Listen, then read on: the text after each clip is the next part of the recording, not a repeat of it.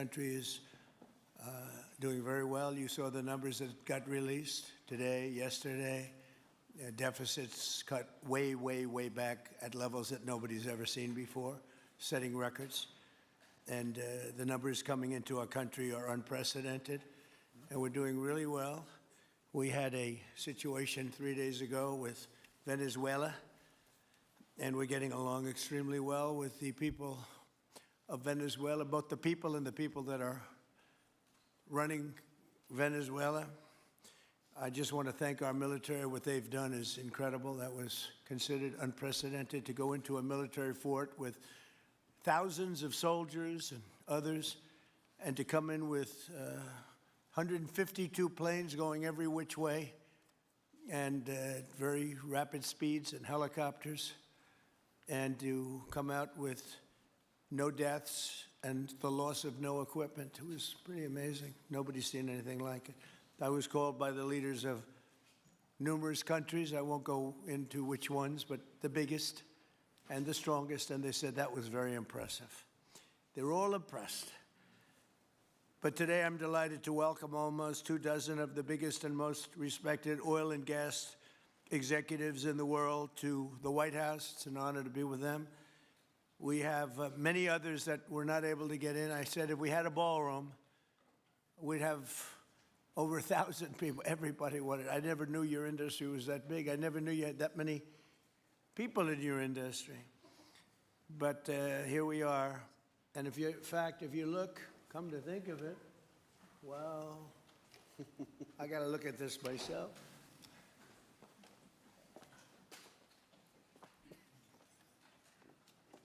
Wow. What a view. This is the door to the ballroom. Well, what did you have? Unusual time to look, but I figure we might as well do. If the fake news would like to go back and take a look, you can, but you'll see a very big foundation that's moving. We're ahead of schedule in the ballroom and under budget. It's going to be, I don't think there'll be anything like it in the world, actually. I think it'll be the best. We went from, this is, as you know, our biggest room, which would seat 100 for dinner, maybe, if you're lucky, if you're nice and tight. And the ballroom will seat many. And it'll also take care of the inauguration with bulletproof glass, drone-proof ceilings, and everything else, unfortunately, that today you need. So we're going to discuss how these great American companies can help rapidly rebuild Venezuela's dilapidated oil industry and bring millions of barrels of oil production to benefit the United States, the people of Venezuela, and the entire world. And yesterday, the number is 30 million barrels. I can't even, is that a correct number? 30 million barrels. You hear that, Peter? Of oil was given to us by Venezuela. That's a lot of oil. It's about $4 billion worth, and it's on its way to the United States right now. And we want to thank Venezuela for that. And we're working very well with them, obviously, or they wouldn't have been so generous. But they respect us again. They didn't respect us at all before. So that's money that goes to the United States. Some will go to Venezuela, and some will go to the oil companies, but not that, because that's already been extracted. So you're not getting any of that. But when you start extracting, you'll get. But it's tremendous reserves, among the biggest in the world. Some people say it is the biggest in the world. And we're going to be working with Venezuela. We're going to be making the decision as to which oil companies are going to go in, that we're going to allow to go in. We're going to cut a deal with the companies. We'll probably do that today or very shortly thereafter with Chris and Doug. And we're dealing with the country, so we're empowered to make that deal. And you'll have total safety, total security. One of the reasons you couldn't go in is you had no guarantees, you had no security, but now you have total security. It's a whole different Venezuela, and Venezuela is going to be very successful. And the people of the United States are going to be big beneficiaries, because we're going to be extracting, numbers of, in terms of oil, like, few people have ever seen, actually. So you're dealing with us directly. You're not dealing with Venezuela at all. We don't want you to deal with Venezuela. Let me thank Vice President J.D. Vance, who's doing a fantastic job. Secretary of State Marco Rubio, likewise a fantastic job. I have good people. I like them better than my first group. But we had a great, despite that, we had a great first term. We had some great people there too, by the way. But we had a great first term. We had the greatest economy in the history of our country in the first term, but this is blowing it away. And you haven't seen anything yet. Everyone's been shocked by the numbers, 5.4% GDP. And that's despite the fact that we were badly hurt by the Democrat shutdown, of which they'd like to see if they could shut it down again. Secretary of the Interior, Doug Burgum, who's fantastic. Secretary of Energy, Chris Wright, recommended by Doug as being the greatest oil man anywhere in the world, because I wanted Doug for that job, energy, and Doug said, no, sir, there's a man named Chris Wright. I said, who the hell is Chris Wright? He said he's the most talented oil man anywhere in the world. I doubt you can get him, because typically oil men make a lot of money, and women. They make a lot of money, but Chris came. You took one of the greatest salary cuts probably in history, Chris, right? But he's a fantastic person, loves our country, and many other important members of this team. And I want to thank them for their efforts. As you know, last week, the United States Armed Forces performed one of the most spectacular military operations in American history, apprehending the outlaw dictator Nicolas Maduro for his crimes against the United States, crimes for which he has now been indicted and is in federal court awaiting trial. And he killed many people, millions of people, actually, and allowed jails, prisons, mental institutions, insane asylums, drug dealers, drug addicts to pour into our country totally unchecked because of sleepy Joe Biden's policy of open borders, the stupidest thing I've ever seen. We're getting them all out. The departure of Maduro makes it possible an incredible future for both nations, Venezuela and the United States, in which we will more closely integrate the economies of two major energy powers in the Western Hemisphere. Energy coming out of Venezuela was very small. One of the things the United States gets out of this will be even lower energy prices. We have people now getting gasoline for $1.99, $1.96, $1.95, $1.92 yesterday, somebody. And it used to be $3.50, $4, $5 a gallon. Think of that, $1.99. Decades ago, the United States built Venezuela's oil industry at tremendous expense with American skill, technology, know-how, and dollars. But those assets were stolen from us, and we had presidents who did nothing about it. This president is much different than your other presidents. They did nothing about it. They stole it. Some of the people in this room were a little bit younger when that happened, but not that much younger. It wasn't that long ago.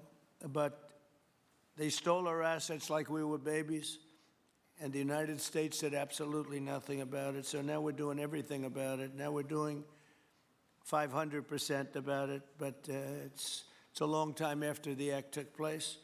So they stole from us, and it was taken by socialists and communists at the time, and Venezuela was going bad, really bad. And as much oil as they have, they're producing almost nothing, which is just a system. So we're really, if you look at it, we're taking back what was taken from us. They took our oil industry. We built that entire oil industry. Started a long time ago, but they took it, and they were very ungracious to this country, but now they're being very nice. American companies will have the opportunity to rebuild Venezuela's rotting energy infrastructure and eventually increase oil production to levels never, ever seen before. When you add Venezuela and the United States together, we have 55% of the oil in the world. The United States is #1. We have them drilling. Drill, baby, drill was my campaign. And Doug and Chris, I think we're setting records on drilling right now and taking oil without Venezuela. That's how we're getting the oil prices down. The plan is for them to spend, meaning our giant oil companies will be spending at least $100 billion of their money, not the government's money. They don't need government money. But they need government protection and need government security that when they spend all this money, it's going to be there so they get their money back and make a very nice return. The plan is for them to spend at least $100 billion to rebuild the capacity and the infrastructure necessary. Venezuela has also agreed that the United States will immediately begin refining and selling up to 50 million barrels of Venezuelan crude oil, which will continue indefinitely. We're all set to do it. We have the refining capacity. It was actually based very much on the Venezuelan oil, which is a heavy oil, very good oil, great oil. It's fantastic for certain things like asphalt roads, the best there is in the world for asphalt roads and other things. All of the companies here today are going to be treasured partners in bringing the nation of Venezuela back to life, restoring its economy, and generating great wealth for their companies and for their people, and also great wealth for the American people, and tremendous wealth for the companies that are going in. The companies that are going in, and if you don't want to go in, just let me know, because I got 25 people that aren't here today that are willing to take your place. So I just want to thank, these are people that I either know or I know of by reading lots of business magazines and journals and papers. These are the greatest oil people anywhere in the world. Harold Hamm, I see, is here. Harold, you know, there's a story about Harold Hamm that he could look at a piece of land, put a straw into the land, and oil pours out. Is that true about you? Whereas some of you guys have to invest hundreds of millions of dollars to find that oil, so we can't let that story be true. But they say Harold puts a straw into the land, and oil comes gushing out. So you're not a big R&D person, are you, huh? He's called instinct for oil. Now, he's got other problems, but we won't talk about those problems. But he's been a great supporter of mine for a long time, haven't you, Harold? So congratulations. But we have, and I think Harold would agree, we have the greatest oil men and women anywhere in the world sitting in this room right now. And we have a lot of people that will be back to see us sometime next week. We're going to have another meeting for another group. But we're going to do this very quickly. We can have this done almost immediately. So I'd like to thank you all for being here. I'd like to invite Vice President Vance to say a few words, followed by Secretaries Rubio, Burgum, and Wright. And then we'll have a few words from representatives that are here and to discuss their ideas, a couple of them. We have Chevron, which has been, where's Chevron? Where are you? Far right. No, I thought you'd have a better location. You were the only one that was there for all that. I used to call you and say, what the hell is going on with Venezuela? He stuck it out. I don't know if you made money or not, but you stuck it out. I got to give you a lot of credit for that. Mark Nelson, thank you very much. Exxon CEO Darren Woods. Darren, thank you very much. How's Exxon doing? Okay? All right. They'll do a lot better now, won't they, huh? Exxon's been amazing. It's been an amazing company. And ConocoPhillips CEO Ryan Lance, thank you very much. So you guys could say something, and then we'll take some questions from the press. And if anybody else would like to speak, we'll have you speak. We have all the time in the world. This is a big subject. This is massive wealth.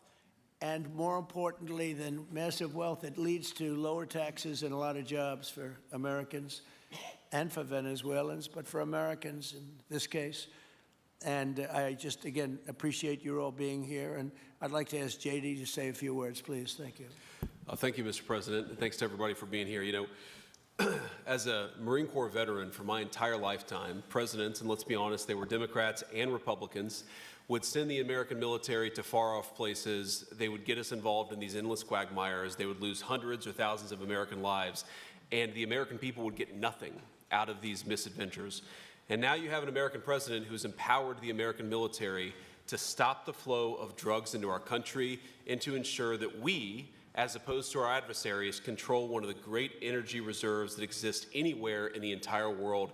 And he did it without losing a single American life in the process. It was an amazing operation. It's going to make our country richer. It's going to make our country more powerful. It's going to make our country safer. And it's going to lead to the decline, the further decline of drug overdose deaths in the United States of America. An amazing thing, and I'm happy to be here to talk about how we can make it an even bigger and better operation for the American people. Thank you, sir. Thank you very much. Marco? Thank you, Mr. President. And I think this is a reminder that everything this president does, everything President Trump does, is with the American people in mind. It was not in the national interest or national security of the United States and of our people to have in our own hemisphere a country, not just with vast energy reserves, but controlled by an indicted narco trafficker who flooded our country with illegal immigration, including drug gang members, openly cooperated with drug gangs, and by the way, stole the wealth of that country to fund a repressive regime and also benefit adversaries such as Iran. All of that is now changing. As part of this process, the first phase, of course, is the phase we're in now, which is the stabilization phase. We do not want to see destabilization in the country. We're working very cooperatively with the interim authorities there to provide a market for the sale of the wealth of Venezuela in such a way that benefits the people, both of the United States, but also the people of Venezuela. And as a reminder to everyone, the president announced this just 2 days ago. Every penny, everything they buy with the money that they're making from the oil now, Mr. President, will be bought from America. And that includes everything from equipment for the oil industry to food to medicine and everything in between. The second will be a phase of recovery, and then some of these phases will overlap, and that is to have a normal economy again where the money goes to the benefit of people, not the benefit of our adversaries or the benefit of elements in that country and around the world that are against our interests, at the same time as a process of reconciliation has to happen internally among the different sectors of society and politics and the like. And finally, the third phase, which is the most important of the three, is when the country fully transitions into a normal country that we have strong economic and diplomatic and relations with, that is friendly towards the United States, that's not a foothold for our adversaries, that serves our interests, but also the interests of the people. It'll be a country that is wealthy, a country that is prosperous for the people, not for a handful of criminals, but also a country that is supportive of our interests in the region and throughout the world. And we thank you, Mr. President, and the team you've assembled that have brought us to this point. A lot of work remains, important work, but this is historic. Okay. Thank you very much. Doug? Well, Mr. President, I want to thank you for your leadership, not just as President, but as Commander-in-Chief. The boldness, the execution, the breathtakingly precise work that you've delivered both in Iran back in June and here has changed the field for the whole world. And you always ran about the idea of peace and prosperity. And in Venezuela, as you know, this was a playground for every bad actor in the world. We had Russians, Iran, terror groups, all of them profiting from this criminal organization that was pretending to run the country. That makes America safer. You've secured the border, we're stopping the flow of drugs, and now with the normalization of relationships on an economic basis, it's going to mean tremendously for the prosperity of the American people. So I just want to say again, congratulations to you and to the entire leadership team. It's been an amazing, historic week on the scale of things that we haven't seen perhaps for 125 years in terms of the U.S. Exerting its influence over Latin America in a way that's going to make a change for generations. And on behalf of all the oil executives that are here today, Chris and I want to say thank you to all of you. It's your technology, your innovation that has put America in the place where today we are the most energy dominant country in the world. And that position is what's allowed us to take the action that we're taking with statecraft, with military action. None of that would happen if we were dependent on everybody else for energy. So you're a big part of the reason that we're able to move the way we are today, and we're grateful that you're here to be part of the solution going forward. Thank you, Doug, and you are doing a fantastic job, and we appreciate it. Everybody appreciates it. They know who's doing well. Chris Wright? Thank you, Mr. President. Yeah, what we've seen in the last week is leadership matters and credibility matters. Venezuelan oil has been sanctioned for many years, and the oil just flew, those sanctions were not enforced. That oil just floated out, trafficked by bad actors of the world. The resources weren't gone to a central place. The corruption and decline of Venezuela has been a crisis for the people of Venezuela, and as Secretary Rubio said, massive spillover effects in the United States, in crime, in drugs, in kidnappings, and in taking a huge resource base and making it not exploited, not developed. The whole world is a poorer, less opportunity-rich place because of that. When you have materials underground, they've been underground for 1 million years. That does not make them a resource. That does not make them valuable for your country, your people, or the world. They only become a resource with technology, with capital, with rule of law, and a system of governance that encourages the harvesting of those resources to make the better world. And we see here the dramatic contrast between the United States, which may have less oil underground than Venezuela. We have 20 times the production of Venezuela, 20 times the impact of human betterment, massively better quality of living here in the United States. That was at risk under the last administration. We've seen a lot of attacks on the energy that makes the world go round. President Trump's election has removed those risks, has embraced reality about how the world is energized, and we are at record production of oil in the United States, record production in natural gas in the United States.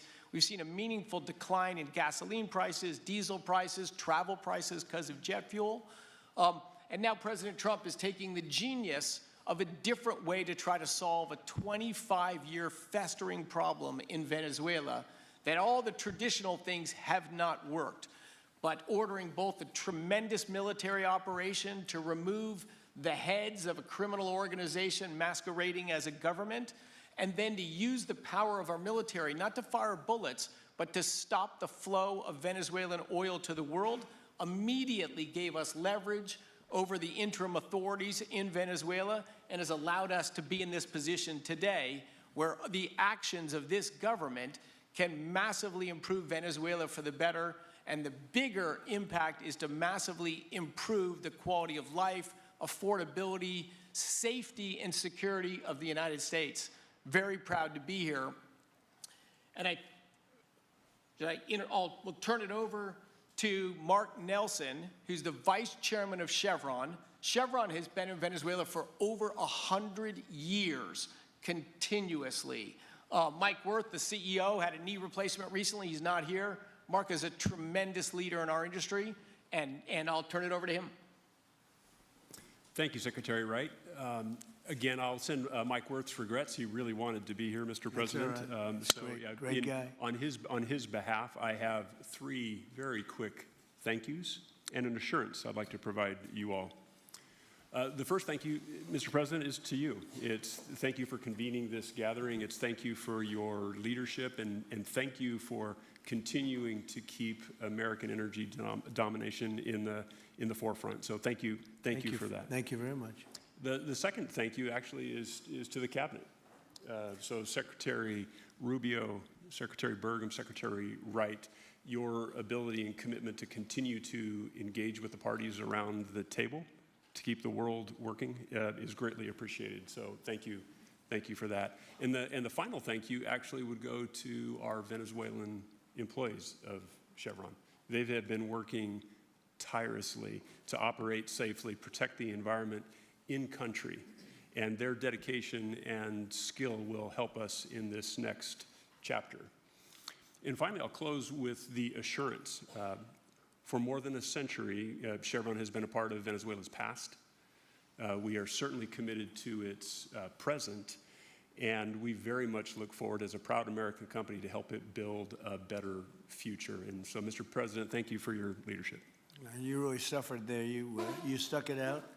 A lot of people left. A lot of big companies left. Many of the people sitting at this table left because of the safety risk and other risks. But you stuck it out. I give you credit for that. Sometimes it was hard. I remember 6 months ago I told you to stay, just stay. Things are going to happen. You'll be very happy. I didn't know they were going to happen this fast or this conclusively. One thing I think everyone has to know is that if we didn't do this, China or Russia would have done it. And if China or Russia were a next-door neighbor, because essentially this is not around the other parts of the world so far away where you fly in an airplane for 24 hours before you get there. This is sort of a next-door neighbor if you think about it.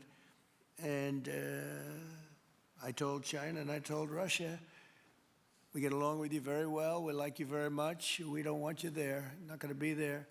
And if we didn't do this, China would have been there and Russia would have been there. Maybe they both would have been there together, but they're not going to be there now.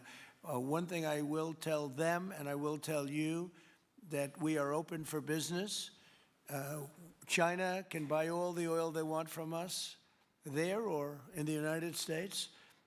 Russia can get all the oil they need from us, and they do like oil, even though they produce a lot of it. But China and Russia and everybody else is able to go, and we'll be open for business almost immediately. I have a feeling the $100 million will be spent $100 billion will be spent very, very rapidly by these very big, powerful, and rich companies, and I think they're going to be able to rebuild the infrastructure. And I hope it's going to be brand new as opposed to a rehab, because I know the tremendous difference between the new and the not so new in your industry. The new is much more beautiful, much better in every way, and actually much smaller. It's like everything else, gets smaller and stronger. It's a combination of smaller, better, and stronger. So I hope you're going to build all brand new stuff, rip out the old crap that's been there for so many years, and do it the right way. You're going to be there a long time. If we make a deal, you're going to be there a long time. If we don't make a deal, you won't be there at all. It's, sort of interesting. But again, China and Russia would have been there if we didn't do this. And the other thing people ask about the second wave, I don't think it's going to be necessary. We have an armada, a giant armada like nobody's ever seen in that part of the world. And it's stationed off the coast.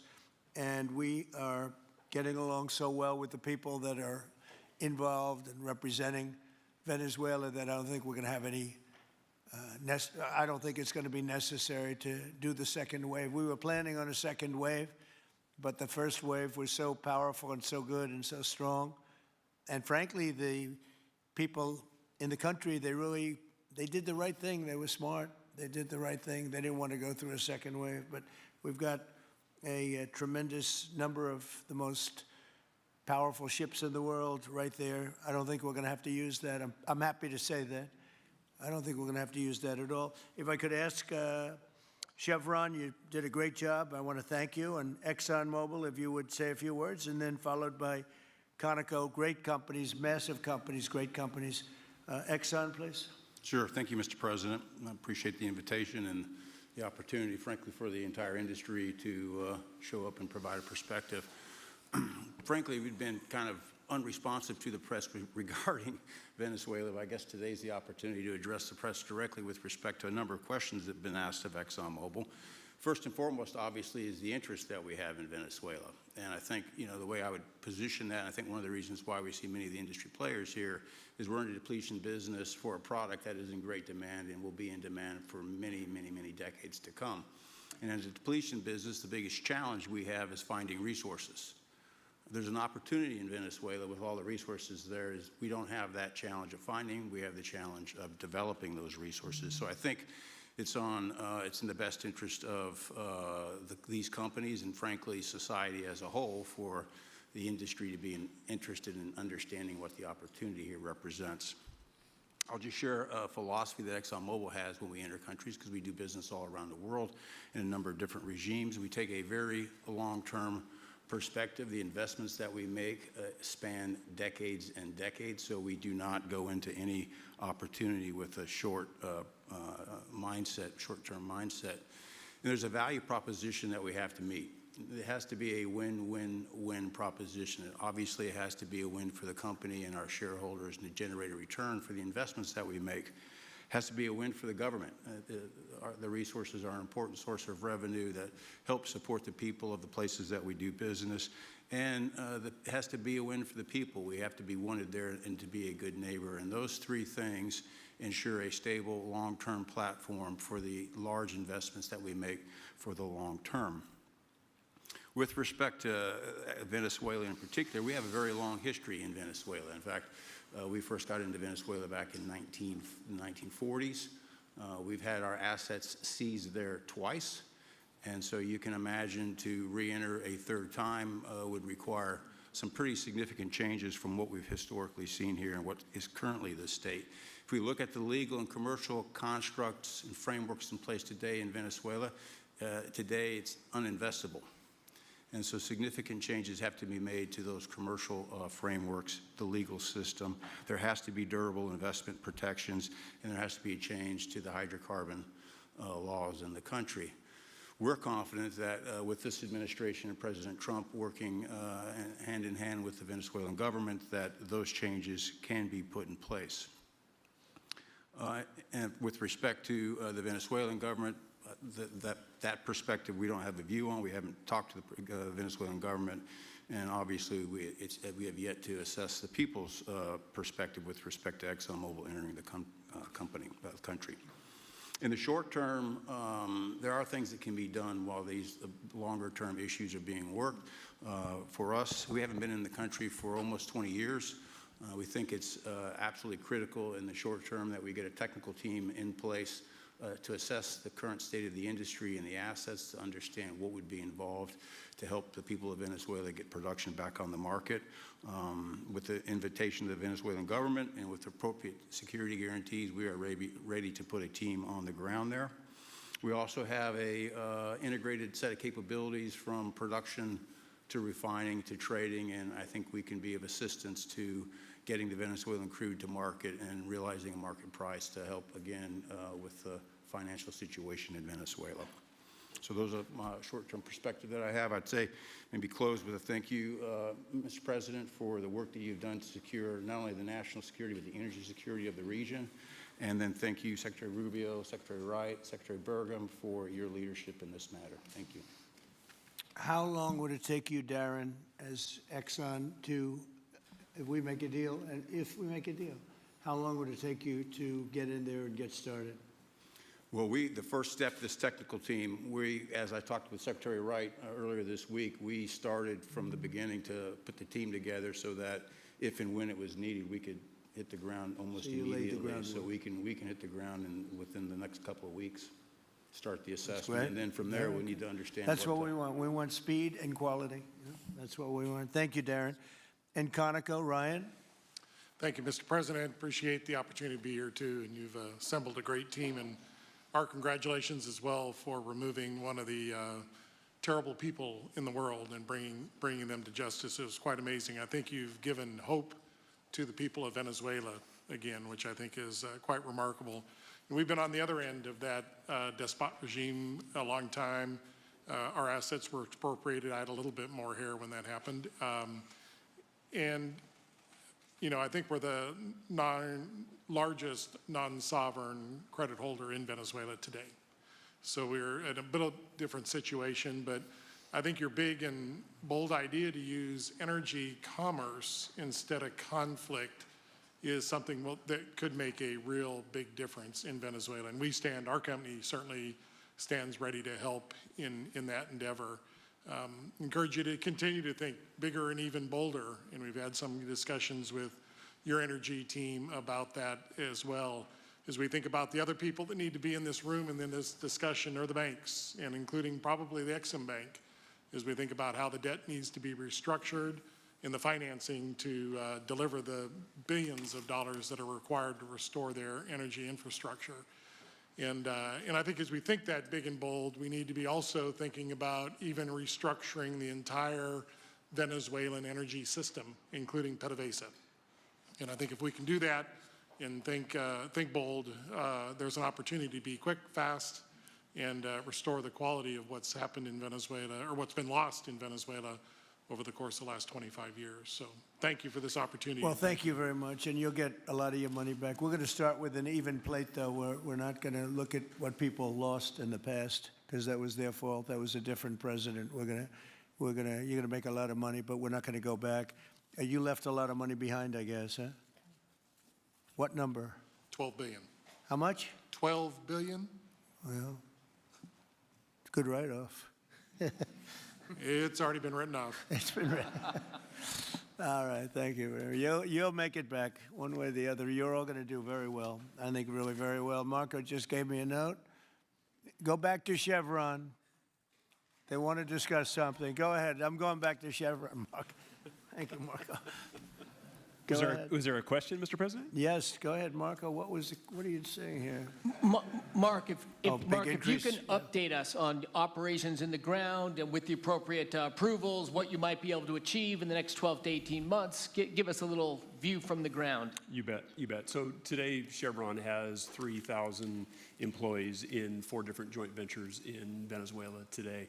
And over the past 5 to 7 years, they've taken production from about 40,000 barrels a day to 240,000 barrels a day, essentially getting those facilities and that equipment up to standards that would be something that people in the room would be more accustomed to. Given the work we've done with Secretary Wright and Secretary Burgum and even Secretary Bessent, I think we have a path forward here very shortly to be able to increase our liftings from those joint ventures 100%, essentially effective immediately.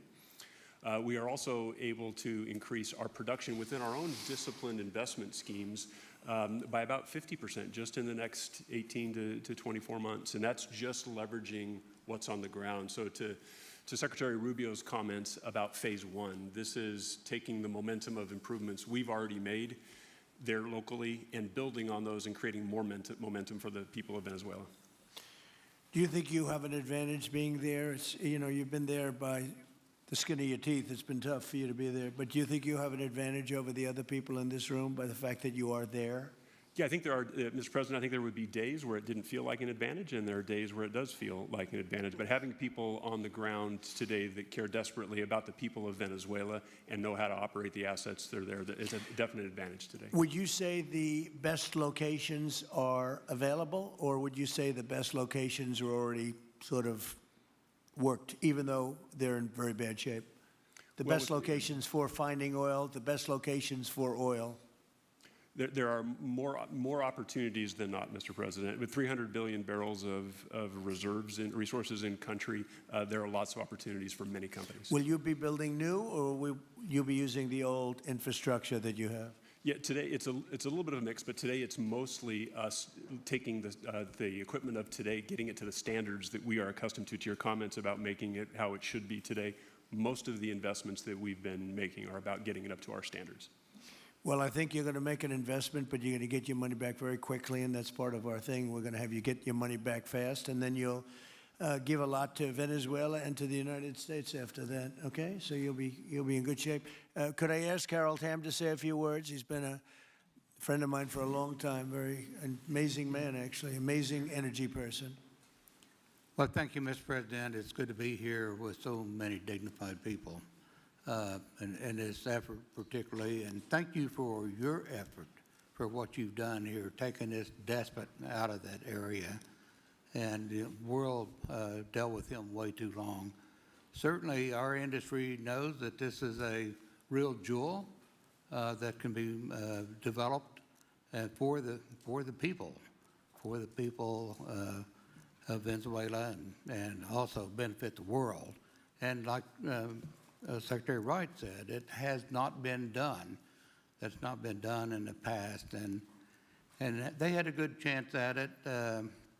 Brought someone in that totally took it down, as everybody knows here, and that was Chavez, and we know what happened to him finally. But you know that ruined the industry in Venezuela, and all of us know how that ended very well, very wrongly.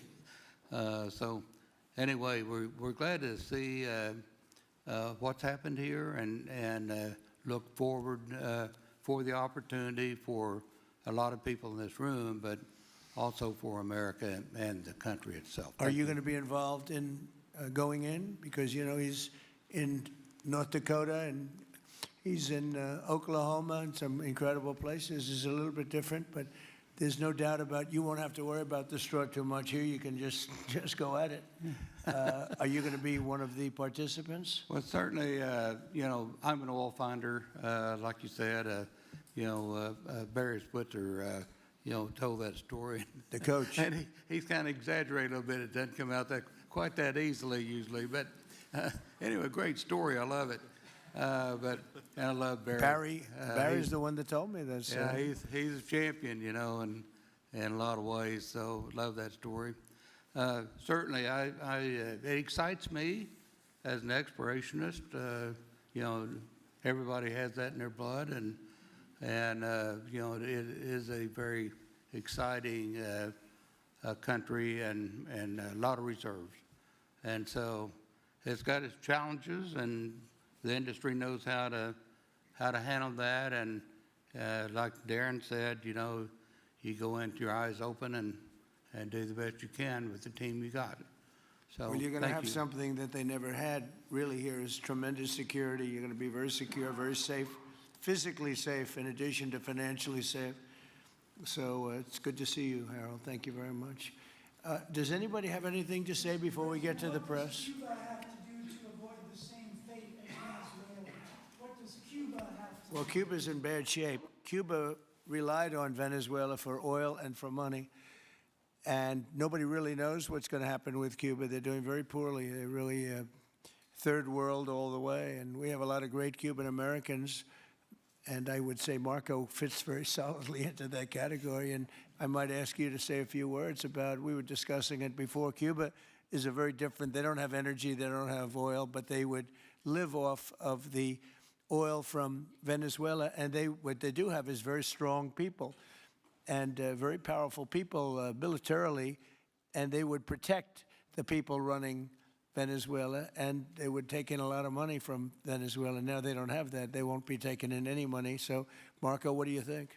Well, I mean, the fundamental problem in Cuba is that it's run by incompetent people that don't know what an economy looks like, much less a functioning one. They've made a choice, and that is they would rather have political control over the people than they would to have an economy that functions. And they've gotten away with it for 60-something years because they've had donors, the Soviet Union, and now most recently Venezuela. But that's now gone. So the people in control in Cuba have a choice to make. They can either have a real country with a real economy where their people can prosper, or they can continue with their failing dictatorship that's going to lead to systemic and societal collapse. So it's a very stark and dramatic choice, and it's one we hope to make the right one. We don't have an interest in a destabilized Cuba, but that would be their fault because they refuse to allow the people of Cuba to have either economic or political freedom for that matter. And you have a lot of people in this country that want to go back to Cuba and help Cuba. A lot of people have left, you know, they came in penniless, they didn't have anything, and they've become very rich people in our country, and they want to very much go back and help Cuba. So that's something that Cuba has that a lot of other places don't have. Peter? President Trump, thank you. I do want to ask you about Minnesota, but first, just more on topic. President Zelensky said that he was watching with the rest of the world as you made this order to go and capture Nicolas Maduro. And he said, if that's how it works with dictators, then the United States knows what to do next. Sounds like he wants you to go and capture Vladimir Putin. Would you ever order a mission to go and capture Vladimir Putin? Well, I don't think it's going to be necessary. I think we're going to have I've always had a great relationship with him. I'm very disappointed. I settled 8 wars. I thought this would be in the middle of the pack or maybe one of the easier ones. And I don't know if you know, Peter, the last month, they lost 31,000 people, many of them Russian soldiers, and the Russian economy is doing poorly. I think we're going to end up getting it settled. I wish we could have done it quicker because a lot of people are dying, and mostly soldiers. You know, they get hit in Kiev and they get hit a little bit here and there, and people are dying there too. But largely, it's the soldier population. When you have 30,000, 31,000 soldiers dying in a period of a month, 27,000 the month before, 26,000 the month before that, that's bad stuff. So, as you know, President Biden gave $350 billion to Ukraine to fight, and we would never get that back, although I did make a rare earth deal to get it back, so we will be getting it back, but shouldn't have done that. It was a bad thing to do. I will say that right now, because I was able to get NATO to up GDP from 2% to 5%, NATO's got a lot of money, and they're paying for everything. We're not losing any money. We're making a lot of money, I guess, if you think of it, because we're selling them military equipment. They're probably giving it to Ukraine. But we're selling them to NATO military equipment. We're getting full price and all of that. But that's not a big deal to me. What is a big deal is stopping a war where 30,000 people are being killed every single month. On Minnesota, the vice president yesterday suggested that Renee Good, who was killed by this ICE officer, was part of a broad left-wing network. What has your team told you about this broad left-wing network? Who is in charge of it? Who's part of it? What's it called? Well, I haven't seen the vice president's statement, but he's generally very accurate. I hate to say. Look, I watched that yesterday, and there are a lot of different forms to it. But there was a woman screaming, "Shame, shame, shame, shame." She was a agitator, probably a paid agitator, but in my opinion, she was an agitator, a very high-level agitator, so professional, she wouldn't stop screaming. I said, this isn't a normal situation. This is a professional troublemaker, because you heard it and I had it. Now, I will say this, the news sort of turned her down, turned her off, because you're trying to watch. She was so loud and so crazy and just not normal. When somebody sees something like that, they don't go screaming and the same words. So I guess you could say professional, but I didn't think she did a very good job. You have agitators, and we will always be protecting ICE, and we're always going to be protecting our Border Patrol and our law enforcement. Yeah. In your conversations with these oil executives today, did you provide any security guarantees so that they can do their work safely in Venezuela? Yeah. And separately, Mr. President, they will have those guarantees, yes. And separately, Mr. President, I'm curious in terms of the future of Venezuela. Do you see Venezuela, now led by Delcy Rodriguez, as an ally of the U.S.? Is that the way that you view that country right now? Well, right now they seem to be an ally, and I think it'll continue to be an ally, and we don't want to have Russia there. We don't want to have China there. And by the way, we don't want Russia or China going to Greenland, which if we don't take Greenland, you're going to have Russia or China as your next door neighbor. That's not going to happen.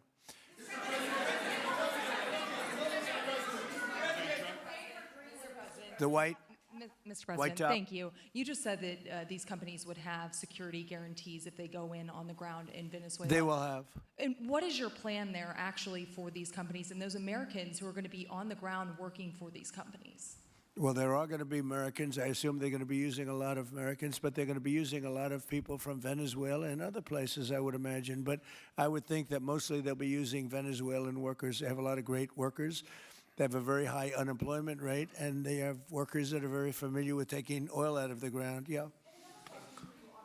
How long do you think the Ayatollah will be in power after what we've seen play out on the ground there? When is the U.S. going to get involved now that reports of protesters being killed on the ground? So Iran's in big trouble. It looks to me that the people are taking over certain cities that nobody thought were really possible just a few weeks ago. We're watching the situation very carefully. I've made the statement very strongly that if they start killing people like they have in the past, we will get involved. We'll be hitting them very hard where it hurts. And that doesn't mean boots on the ground, but it means hitting them very, very hard where it hurts. So we don't want that to happen. There have been cases like this where President Obama totally backed down. But this is something pretty incredible that's happening in Iran. It's an amazing thing to watch. They've done a bad job. They've treated their people very badly, and now they're being paid back. So let's see what happens. We're watching it. We're watching it very closely. Go ahead, please. Thank you so much, Mr. President. Yes, go ahead. Thank you so much, Mr. President. Do you have any comments in reaction to the recent attacks by the Syrian government alignment groups against US-backed Kurdish forces in Aleppo, Syria, which killed dozens of civilians and displacing many families? Does your administration bring peace between the Kurds and the Syrian government? I want to see peace, yes, I do. The Kurds and the Syrian government, we get along with both, as you know very well. They have been natural enemies over the years, but we get along both, and we want to see Syria succeed. And so far, I think they are succeeding, but this is just breaking out, and we want to see that stopped. Go ahead, please.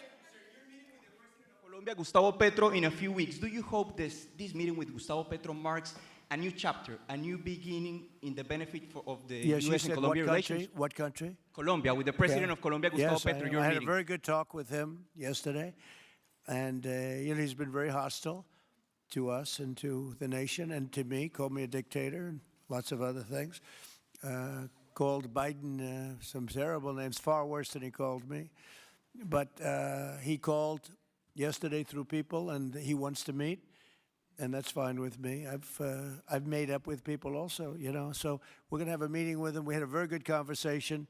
The people of Colombia are incredible people. Marco would know that better than anybody because he's married to a woman from Colombia. And I don't mean Columbia University. That would be, I'm not sure. I think I like Colombia, the country, better, if you want to know the truth. The people are... The people, hold it. The people are great people. I look forward to meeting with them. We're going to meet in the very near future. Would you meet the interim president of Venezuela here in the White House? Would you greet her to discuss the fate of the oil? Yeah, well, I'm going to meet a lot of people, and we're going to meet, we meet a lot of people. When you end 8 wars, you get to know a lot of people, and I think it's very important. As an example, we have over $18 trillion. Think of that, $18 trillion coming into our country. A lot of that's coming in from foreign countries like Saudi Arabia and Qatar and UAE and others. And I get to meet a lot of people, but I will be meeting with various representatives of Venezuela, probably pretty soon. We haven't set that up. But the relationship that we have with the people that are currently running Venezuela is very good.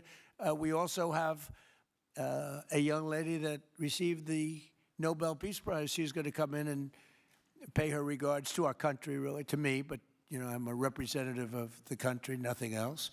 And she's coming in sometime next week, I think Tuesday or Wednesday, and we'll see how that is. But no, we're dealing with the people from Venezuela. We're dealing with them very well. I think they've been very smart in the way they've dealt with us, frankly, because that whole place could have been obliterated with one more strike, and we didn't want to do that.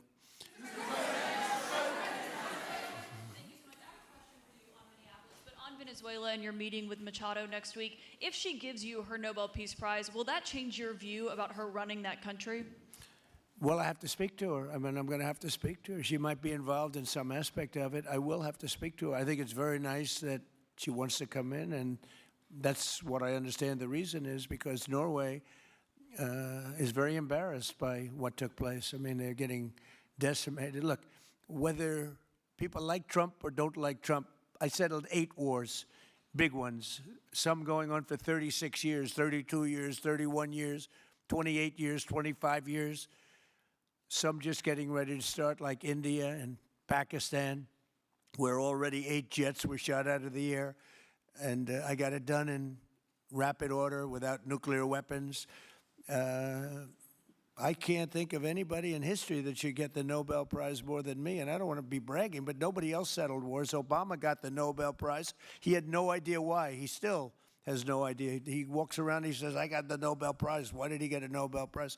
He got it almost immediately upon attaining office, and he didn't do anything, and he was a bad president.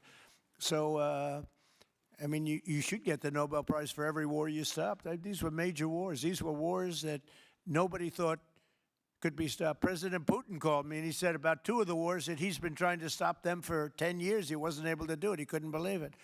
So in theory, you should get the Nobel Prize for every war you stopped. Every one of them was major. But I don't care about that. What I care about is saving lives. I've saved tens of millions of lives. The Prime Minister of Pakistan came here, and he made a very public statement. He said that President Trump saved minimum 10 million lives having to do with Pakistan and India, and that was going to be raging. So, but I'm honored that she's coming here. I look forward to meeting her, yes. Go ahead. The state officials there have said that the FBI is not sharing evidence with them. Typically, they would conduct a joint investigation, as you know. Do you believe that the FBI should be sharing evidence with state officials in Minnesota? Well, normally I would, but they're crooked officials. Minneapolis and Minnesota, what a beautiful place, but it's being destroyed. It's got an incompetent governor, fool. He's a stupid person. And it looks like the number could be $19 billion stolen from a lot of people, but largely people from Somalia. They buy their vote. They vote in a group. They buy their vote. They sell more Mercedes-Benzes in that area than almost. Can you imagine? You come over with no money, and then shortly thereafter you're driving a Mercedes-Benz. The whole thing is ridiculous. So they're very corrupt people. It's a very corrupt state. I feel that I won Minnesota. I think I won it all 3 times. Nobody's won it since Richard Nixon won it many, many years ago. I won it all 3 times, in my opinion, and it's a corrupt state, a corrupt voting state, and the Republicans ought to get smart and demand on voter ID. They ought to demand maybe same-day voting and all of the other things that you have to have safe election. But I won Minnesota 3 times, and I didn't get credit for it. I did so well in that state every time. The people were crying every time after. That's a crooked state. California is a crooked state. Many crooked states. We have a very, very dishonest voting system. The last time I won, 24, the one that just took place, I won because it was too big to rig. You couldn't rig it. It was too big. But I won the state of Minnesota. It's a corrupt voting system with an incompetent governor, a very incompetent governor. And by the way, he's a very corrupt governor, too. Go ahead. I have a question on Iran, but first, very quickly on Venezuela. How do you provide total security guarantees to these companies without putting U.S. boots on the ground? Well, we're going to work with the Venezuelan leaders and people, and we're going to have a very safe group, and they're going to also bring over some security with them. You know, these are not babies. These are people that drill oil in some pretty rough places. I could say a couple of those places make Venezuela look like a picnic. These people around the table, these are tough people. They go into areas that you wouldn't want to go. They go into areas that if they invited me, I'd say, no thanks, I'll see you back in Palm Beach. No, this is a tough group of people. They know how to do it. But we are, in addition to that, we'll have very good security for them. We're going to make sure there's very, very good security. And I think the people of Venezuela are going to give you very good security. You know, the people... Now, I'm not talking even leadership. The people of Venezuela are going wild over this. They named a street after President Trump. What do? You attack a country and they name a street? That's never happened before. Although I heard that's also taking place in Iran. They named a street. The protesters. I just hope, you know, just God bless them. I just hope the protesters in Iran are going to be safe, because that's a very dangerous place right now. And again, I tell the Iranian leaders, you better not start shooting, because we'll start shooting too. With your glasses, sir, go ahead, please. Hold it. Next to you. Yes, glasses. The gentleman with the glasses. All right, thank you, Mr. President. With those very big glasses, actually. Yeah, Ferrari, actually. Mr. President, I have two questions. What do you want the European Union to do in Ukraine? The European leaders seem pretty divided on Ukraine. And then, if you can reiterate this straight message that you have to the Iranian leader, to Khomeini, the message that you have. You're talking about Iran? Iran, yeah. What the do first I one want is on Iran Europe. to do? I'm sorry? Where are you from? Italy. Oh, nice place. Yeah. Okay. Thank you. The first question So is what on are you Europe. asking about Iran for? Well, if you can answer about Europe and what you think the Europeans should do on Ukraine, and then a message. Well, look, Europe has been doing so much for Ukraine, but it hasn't been enough. And obviously that I would say that President Putin is not afraid of Europe. He's afraid of the United States of America, as led by me. There's no fear of Europe. You know, Europe's fallen behind. And Europe, and J.D. said it very strongly. I don't know. He took a lot of heat, but I didn't give him any heat. Europe is a different place. Europe is changing. Europe has got to get its act together. I love Europe. I guess I came from Europe, essentially. My roots are in Europe, but Europe is a different place. They have to get their act together. Now they have a great NATO leader, and they've gone up to 5% from 2% GDP. That's a big step. But they have to be very careful with their immigration policy, and they have to be because, you know, I will just say, to be nice, that there are certain places in Europe that are very important that are no longer recognizable. I'm being very nice. I'm being very diplomatic when I say that. They are not recognizable. And they have to be careful on energy, because they're putting windmills all over the place and losing a fortune. They're destroying their country. They're destroying the beautiful landscapes, the beautiful everything. They're doing, and by the way, in case you people don't know, I'm not much of a windmill person. I can proudly say, Doug, that we have not approved one windmill since I've been in office, and we're going to keep it that way. My goal is to not let any windmill be built. They're losers. They lose money. They destroy your landscape. They kill your birds. They're all made in China. And all you have to do is, you know, just about all of the windmills are made in China, the structures. All you have to do is say to China, how many windmill areas do you have in China? So far, they're not able to find any. They use coal and they use oil and gas and some nuclear, not much, but they don't have windmills. They make them and sell them to suckers like Europe and suckers like the United States before. They are the worst form of energy, the most expensive form of energy, and in 8 years they're rotted out anyway. Go take a look at Palm Springs, California, and take a look at what that looks like. It looks like a junkyard of steel. So we don't approve, and I've told my people, we will not approve windmills. Maybe we get forced to do something because some stupid person in the Biden administration agreed to do something years ago. We will not approve any windmills in this country. On Venezuela, is it ultimately more important to you to establish stability there or democracy there? Well, you're talking about maybe the same thing. I mean, you're talking about stability or democracy. I don't know. To me, it's almost the same thing. We want stability, but we do want democracy. Ultimately, it'll be democracy. Peter? I do have a policy question, President Trump, but I'm having a hard time seeing here. I see the American flag lapel pin. What is the other lapel pin on Somebody gave me this. You know what that is? That's called a happy Trump. And considering the fact that I'm never happy, I'm never satisfied, I will never be satisfied until we make America great again, but we're getting pretty close, I'll tell you what. This is called a happy Trump. Somebody gave it to me, I put it on. Thank you. And the policy question. How much money are you thinking of giving people in Greenland to get them on board with a possible U.S. I'm not talking about money for Greenland yet. I might talk about that. But right now, we are going to do something on Greenland, whether they like it or not, because if we don't do it, Russia or China will take over Greenland, and we're not going to have Russia or China as a neighbor, okay?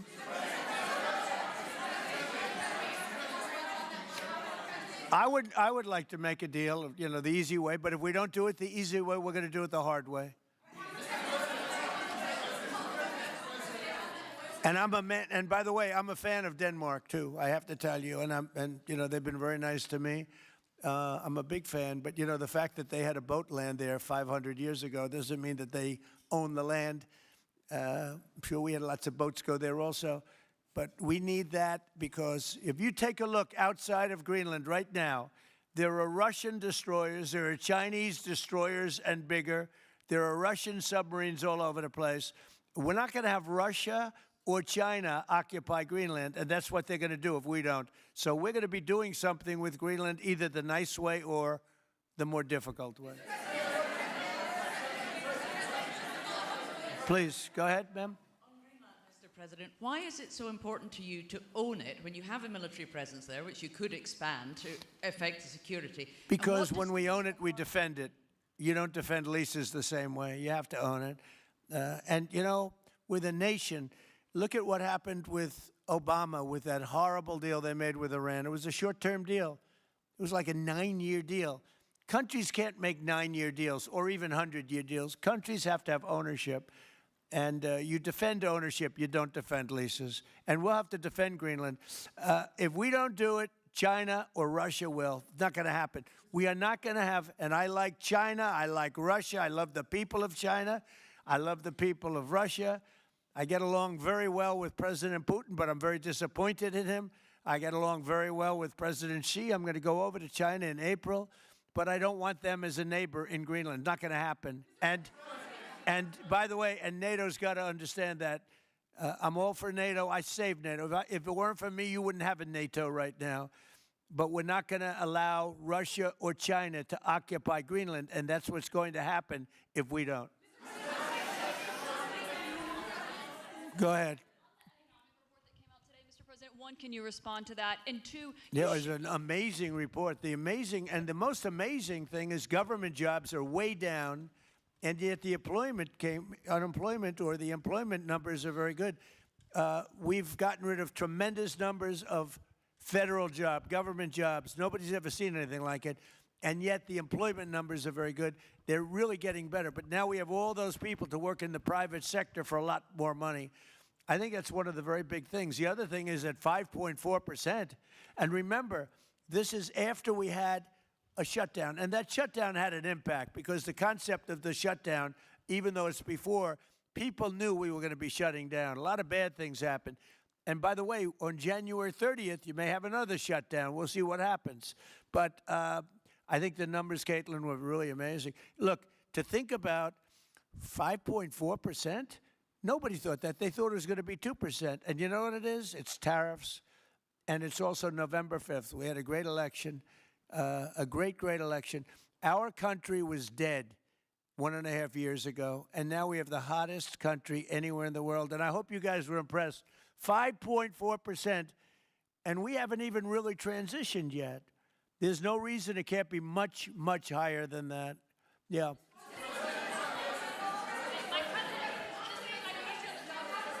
First off, can you respond to the manufacturing Let's number? give CNN a chance. You know, they've been fighting so hard to get back into the mainstream. Mr. President, you posted some numbers actually on Truth Social last night. People saying you posted the job data early when you're not supposed to obviously share it till the next morning.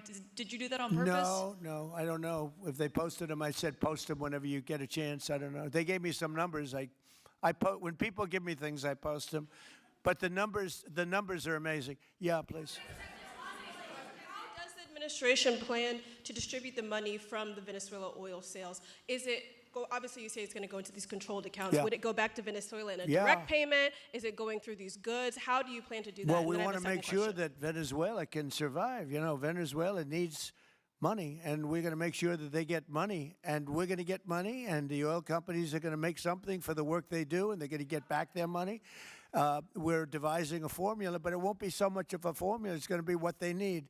We're going to take care of what they need. There'll be plenty left over. We're going to have a lot of money left over. And the money left over is going to the United States of America, and the oil companies are going to be very happy. Yeah, please. Thank you, Mr. Would the administration offer a backstop to these oil companies for like financial guarantees, some sort of backstop, if the country did destabilize again? That's a very interesting question. Using the word backstop, I haven't heard that word in a long time. That was at the Wharton School of Finance I last heard.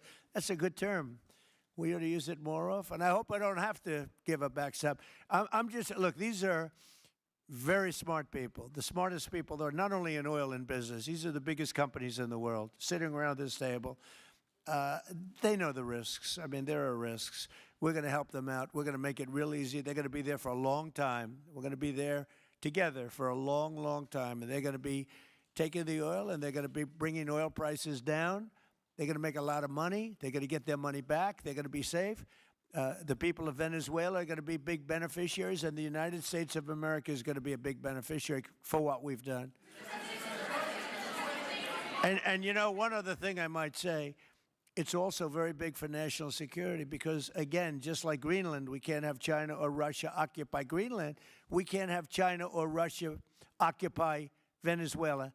And if we didn't do what we did, China or Russia would have been in Venezuela. I think I can measure. Where's Mr. Chevron?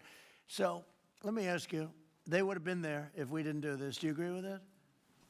They certainly have a lot of economic interests in country. There's absolutely no argument about that.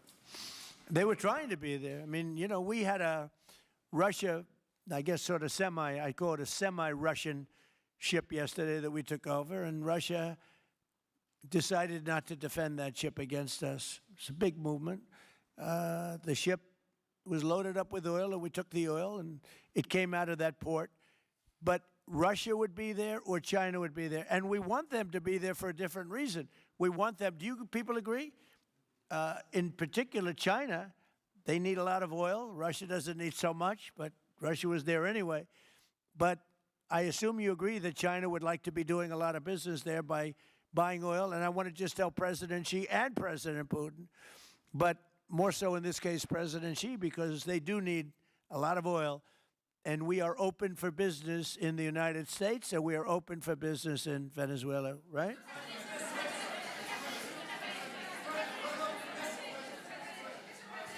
Go ahead, sure. Mr. President, You know, what is your I could take questions from these people all day long. You know, they're sitting here, and generally they're very rich, very powerful, but nobody gives a damn about them. It's a sad thing. You have all that money, all that power, and look at all these crazy questions. We could do this all day long, and they wouldn't be satisfied. I have a question on today's meeting, Mr. President. We'll take a few more, I have though. a question on today's meeting, Mr. President. Do you have? Let me ask you more importantly. Do you have any questions from the biggest? Yes, sure. Hold it.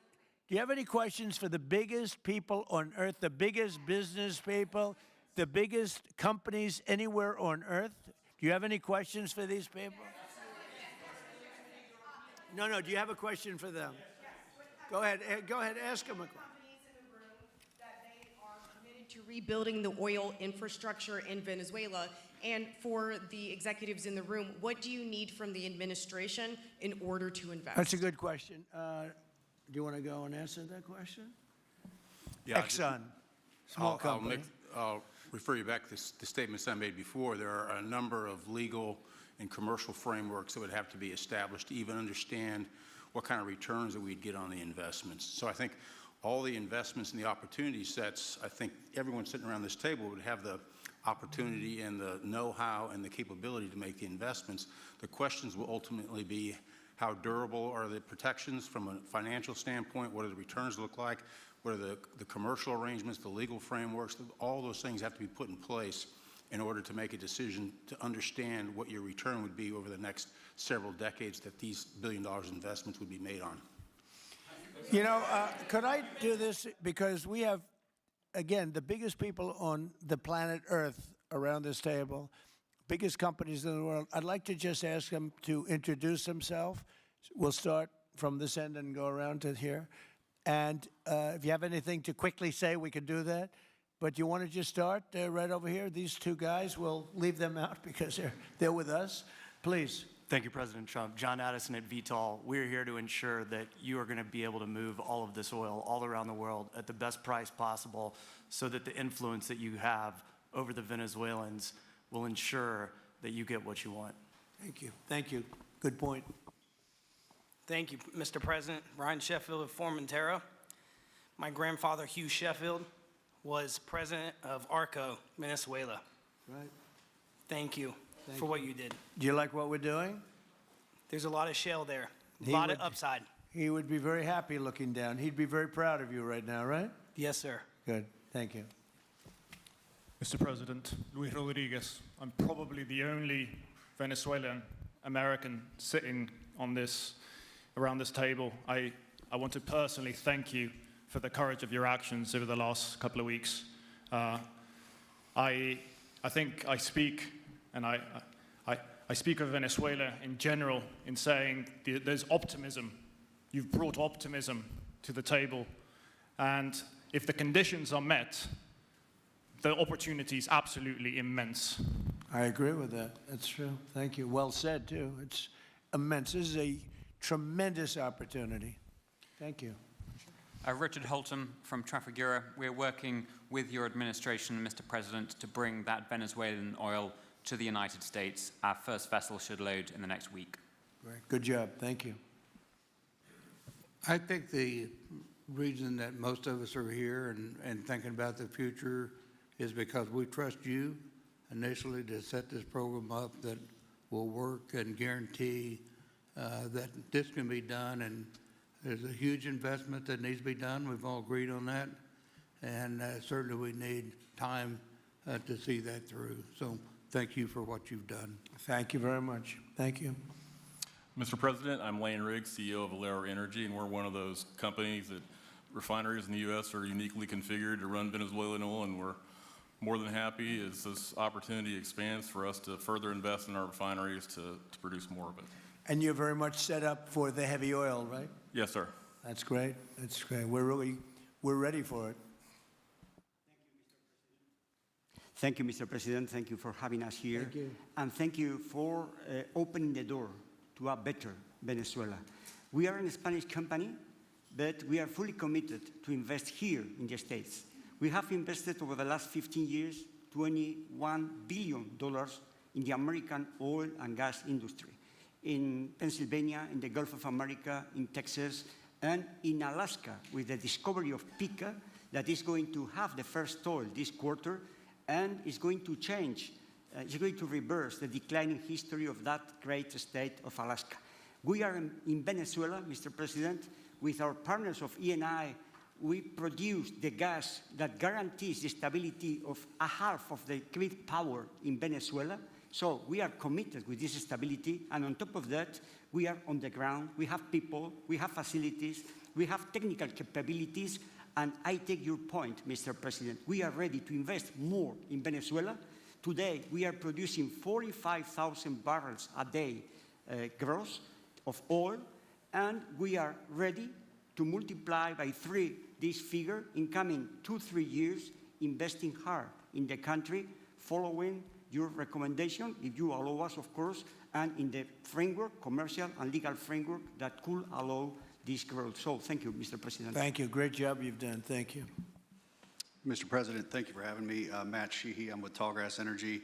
We are an infrastructure business, so whether it's oil, gas, CO2, we move that around. So most of my customers are sitting around the table, and happy to lend our expertise to what's going on in Venezuela to support the people. And obviously infrastructure is going to be critical to see it repaired. Thank you. Thank you. Mr. President, thank you. An honor to be here. Marianne Mannon, Marathon Petroleum. We are one of the largest U.S. refiners. On behalf of the men and women of Marathon Petroleum and of our industry, thank you and the administration for what you're doing for U.S. energy independence. We have the ability and the capability of our assets to process Venezuelan crude, and the people of Marathon Petroleum stand ready to do so. Do we need more refineries in our country? In the U.S., probably Yes. not. We have sufficient capacity. It's amazing. A lot of it was approved during my first term. We were getting you approvals that nobody could have gotten in Louisiana and other places, and they got built. Before that, it was a disaster. We didn't have the refineries. Now we do because of the first term. Please. Darren Woods, ExxonMobil. Okay, we'll go over here. Thank you, Mr. President. Jeff Hildebrand, founder and chairman of Hillcorp Energy, one of the largest private energy companies in America. Who's bigger, you or Harold? We're close. Huh? We're close. Harold. Absolutely, Mr. Ham. But thank you for your great, tremendous leadership in protecting the interests in the Western Hemisphere.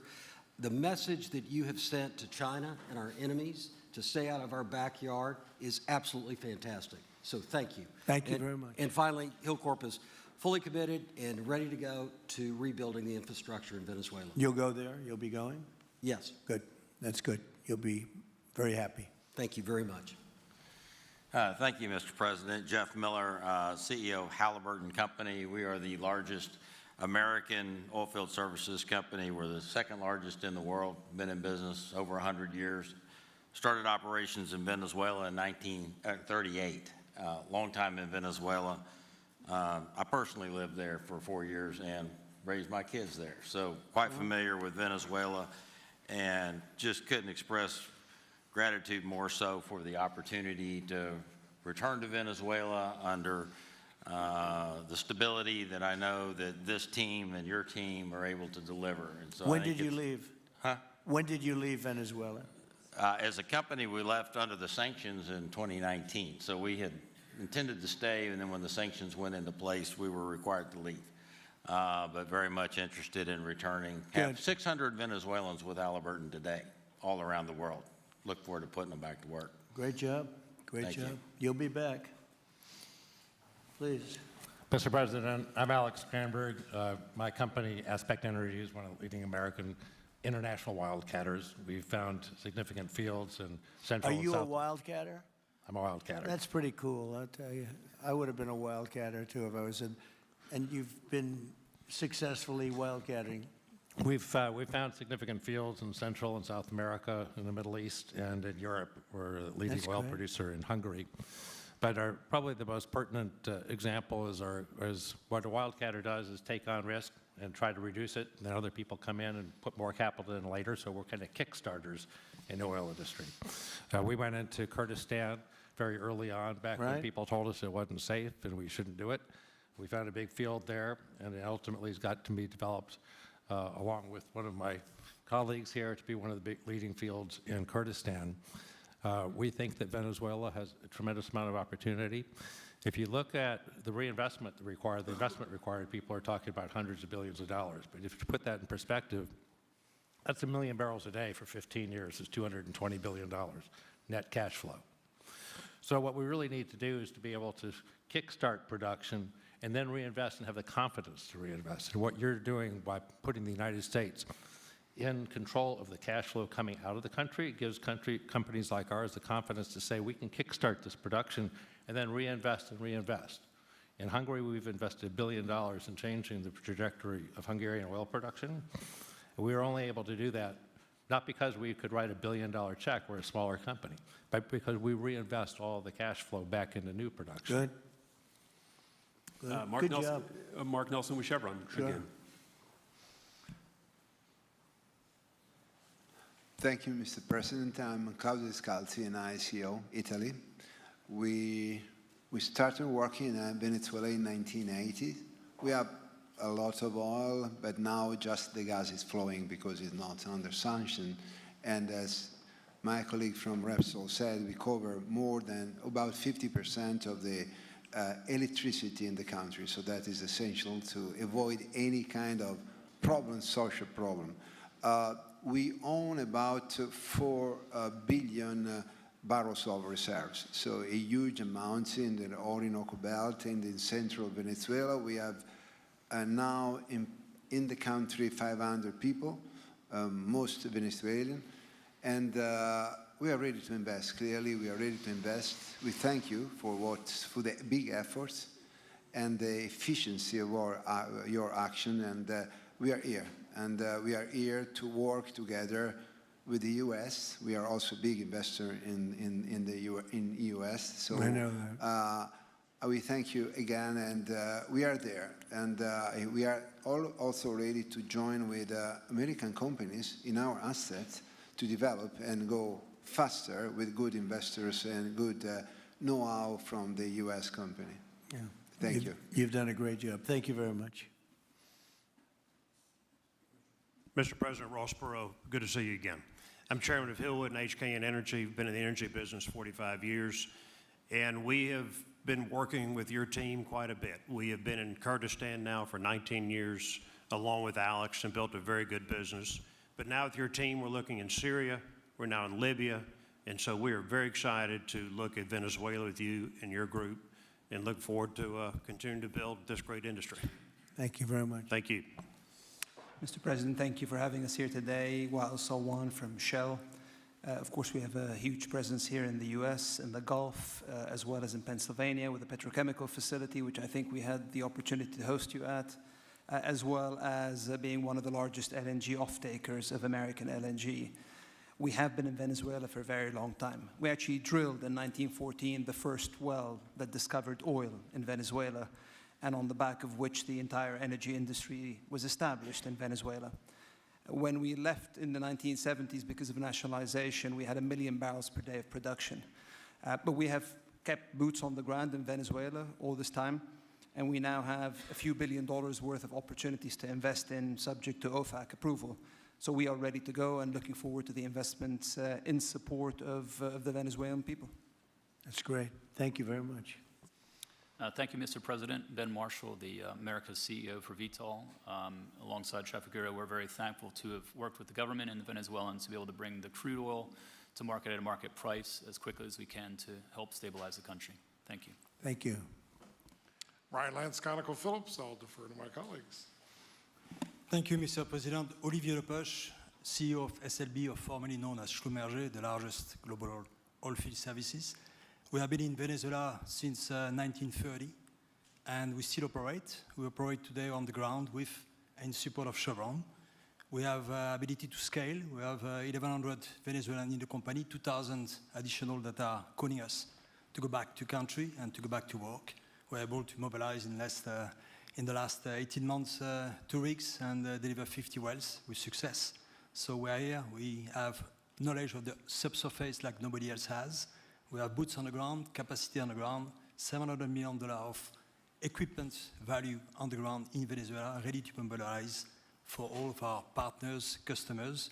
So we are ready to scale fast, and we really want to thank the administration, Secretary Wright, Secretary Bergen, for the effort they are supporting and giving us to be successful on behalf of the Venezuelan oil and gas industry. Thank you very much. Thank you very much. Well, check this out. They say the very best for last. And I don't have that sexy accent like this guy next to me here. Mr. President, my name's Bill Armstrong of Armstrong Oil and Gas. I'm a private independent guy. And in real estate, you were a wildcatter. So wear that motto proudly. But like you, I was my own guy. I don't have shareholders. I don't have private equity partners, but I've been drilling all over the place. In fact, I had the largest discovery in Alaska, biggest discovery in 50 years in our country. I now control 8 million acres adjacent to Venezuela, so I'm already heavily invested in the area. We share a 150-mile border with Venezuela in the countries of Aruba and Curacao, and we are ready to go to Venezuela. It is, in real estate terms, it is prime real estate, and it's kind of like West Palm about 50 years ago. Yeah. Very ripe. Yep, I agree with you. Thank you. Congratulations. Thank you.